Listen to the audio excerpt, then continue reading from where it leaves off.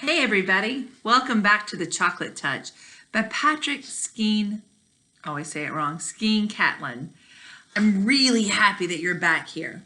Our friend John is in a bit of a mess. He has a sweet tooth, but that sweet tooth is completely out of control. He has spent this one coin that he found on the road, it's not on the road, on the sidewalk, and he's purchased a box of candy. But within that box lie one piece of candy wrapped in gold wrapper.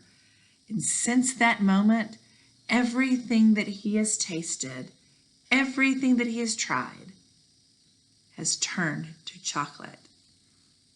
Is that such a bad thing? I don't think so. I think that sounds like quite a treat. Let's see if he feels the same way we do. Will you join me in chapter 5, page 55? That's really weird. Chapter 2 was the same way. Chapter 2 was on page 22. All right, are you ready? Chapter 5, page 55. John hung up his coat, got his notebook and his pencil out of his locker, and sat down at his small table just in time for the second bell, when Miss Plimsoll walked silently into the classroom. As soon as she appeared in the doorway, all the chattering and scuffling stopped.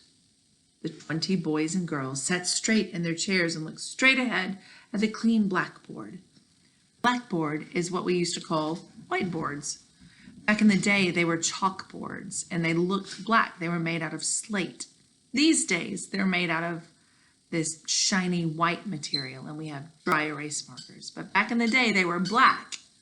They were called blackboards, and we wrote on them with chalk. "Good morning, children," Miss Plimsoll said. "Good morning, Mrs. Plimsoll," the class said respectfully. Miss Plimsoll sat at her high desk, blinking her eyes as she surveyed or looked at the room. Then she opened a little drawer in her desk and pulled out a spectacles case, her glasses case. She removed her long-distance glasses, put on her short-distance glasses, snapped shut the spectacles case, replaced it in the drawer, shut the drawer, tilted her head forward so that she could look over the glasses on her nose, and said, "This morning, children, we are going to have an important test." There were groans and a few ohs and ahs. Miss Plimsoll lifted up one of her hands, and silence was restored instantly. "No complaining, please," she said sternly. "This test will show me how well you have been learning your arithmetic or math this year.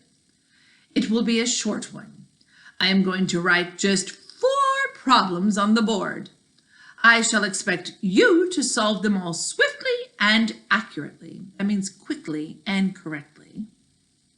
And to write your answers neatly.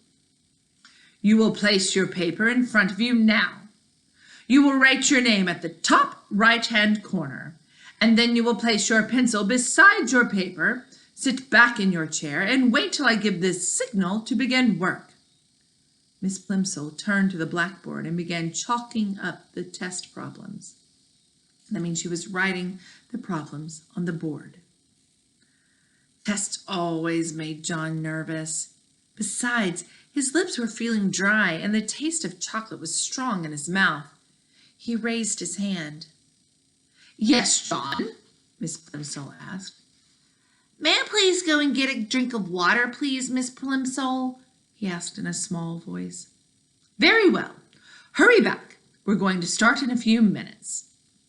John gratefully slipped out of the room and walked quickly down the quiet corridor, or hallway, to a water fountain.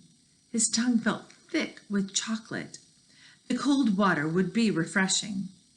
He pressed his foot down on the fountain treadle, that means on the little pedal that would make the water come up, and a stream of clear, ice-cold water spurted up from the silver nozzle in the white enamel basin.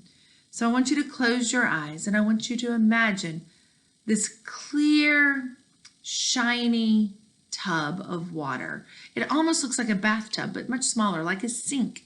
And it has this silver little bubbler, this water spout that comes up. Can you picture it? He opened his lips.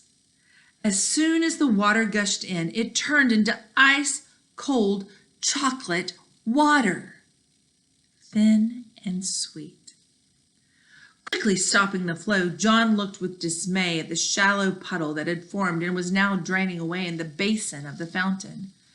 He hurried to another fountain on the second floor of the building. But there, the same thing happened. That clear, ice-cold water turned to liquid chocolate in his mouth.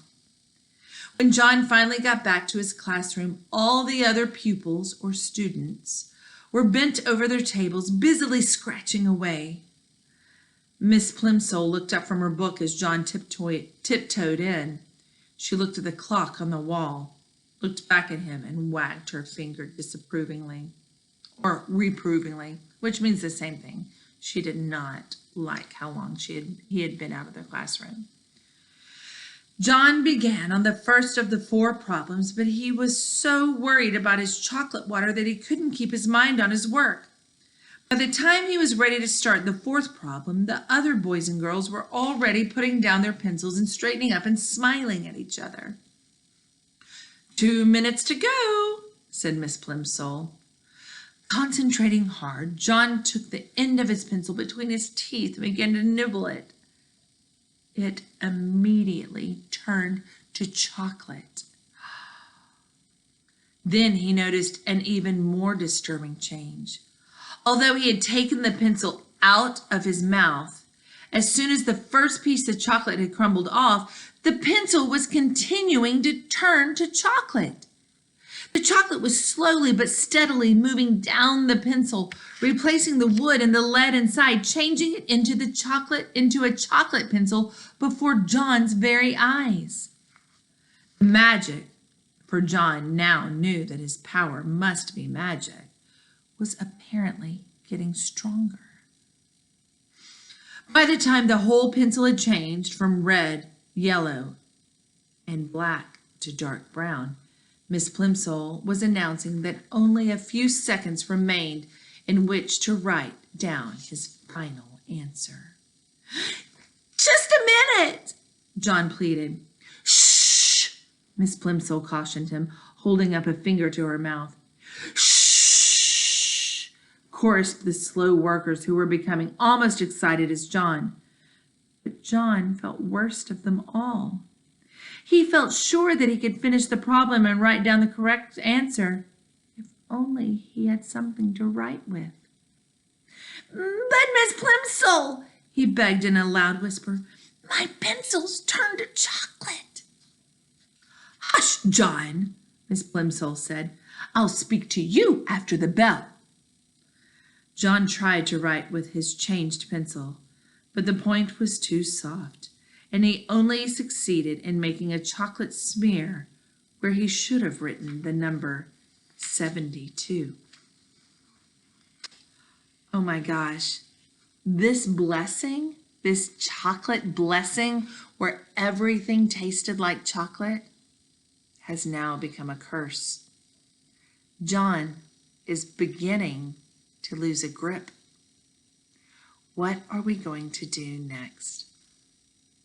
You know this. The only way to find out is to tune in for Chapter 6. I'll see you guys soon. Happy reading, guys.